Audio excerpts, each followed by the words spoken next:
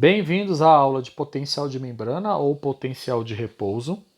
Esse conceito é definido como um potencial que é gerado em virtude de diferentes concentrações de íons existentes entre o meio intracelular e extracelular. Portanto, é um potencial gerado naturalmente. Quando esse potencial sofre uma rápida alteração, nós denominamos esse potencial como potencial de ação, com a abreviação de PA.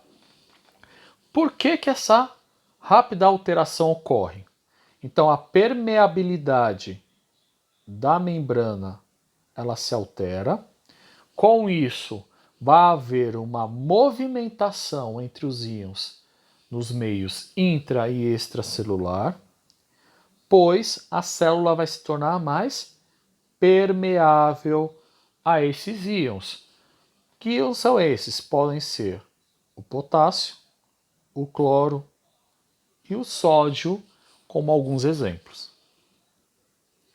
Como esses potenciais eles são aplicados para entender o funcionamento da biofísica do sistema nervoso?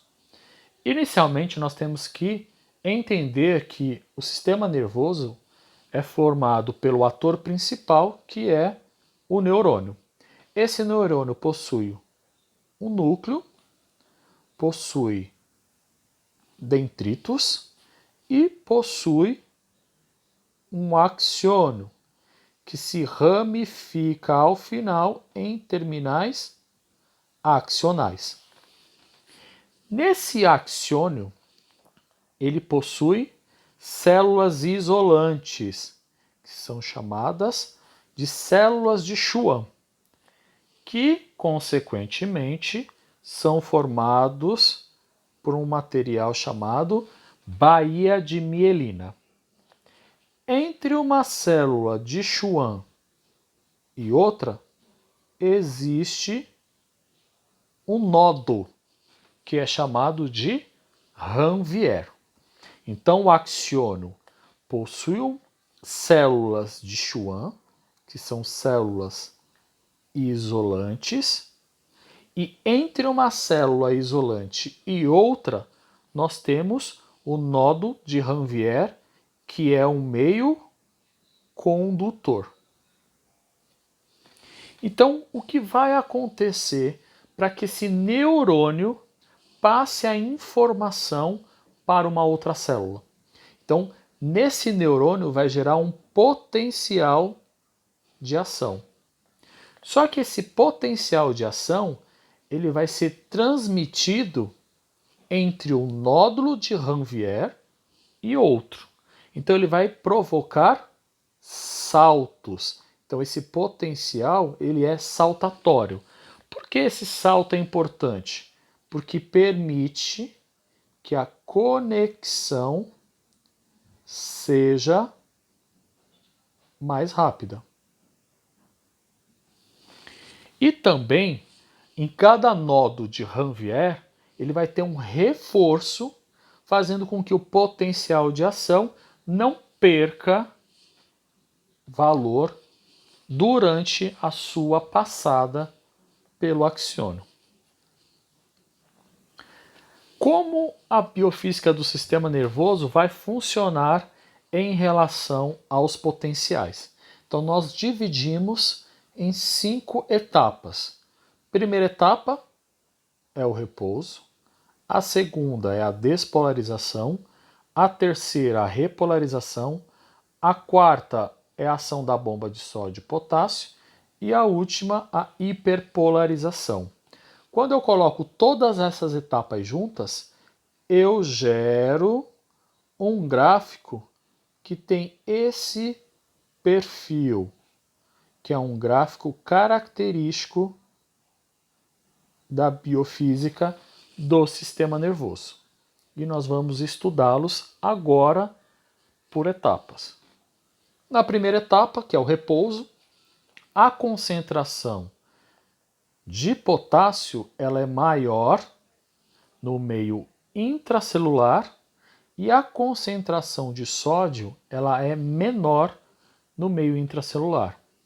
Consequentemente, no meio extracelular eu tenho uma menor concentração de potássio e uma maior concentração de sódio.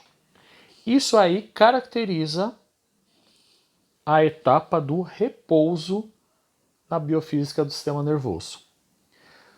Quando há a despolarização do neurônio, o que vai acontecer?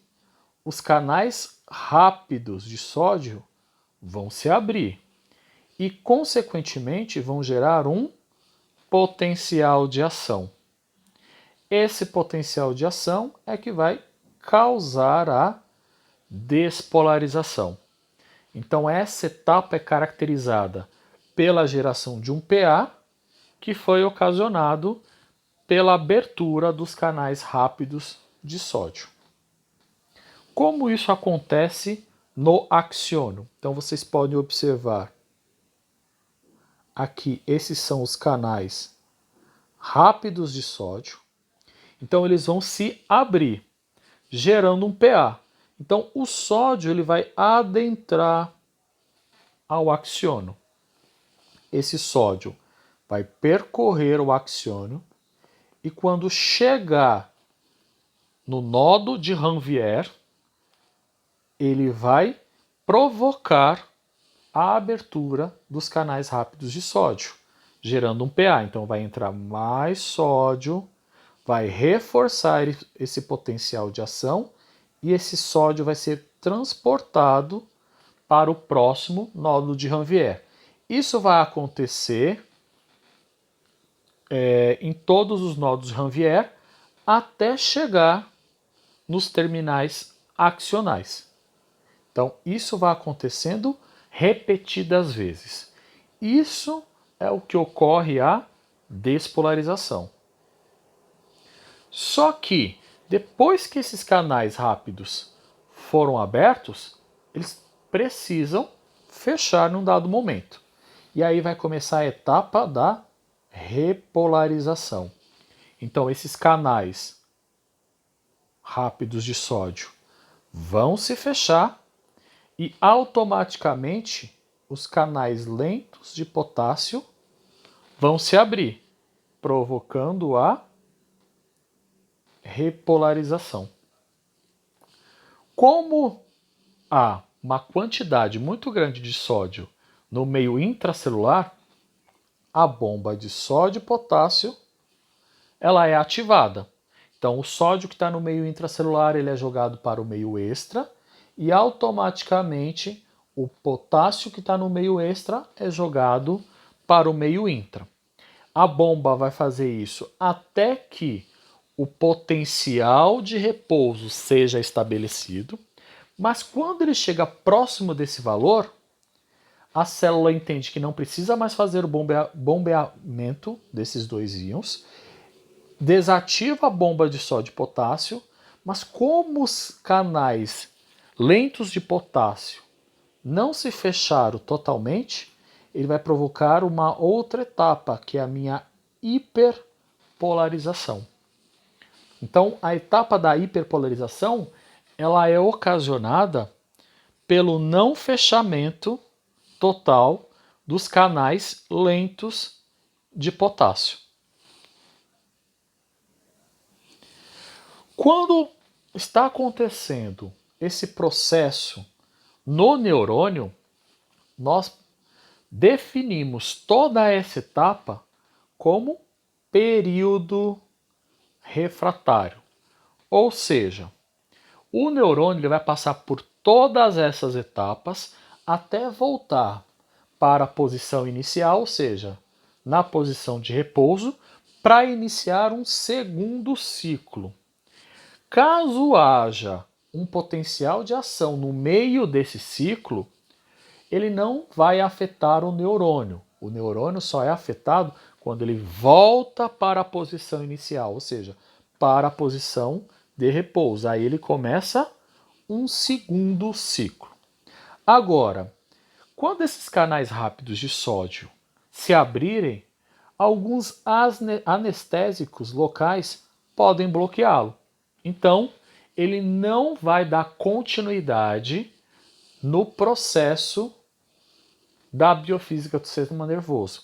Então, esses anestésicos eles podem brecar esse processo. Mas uma vez que ele foi iniciado, o neurônio vai passar por todo esse processo até voltar à sua posição de repouso. Se vocês tiverem quaisquer dúvidas a respeito desta aula, entre em contato com o professor.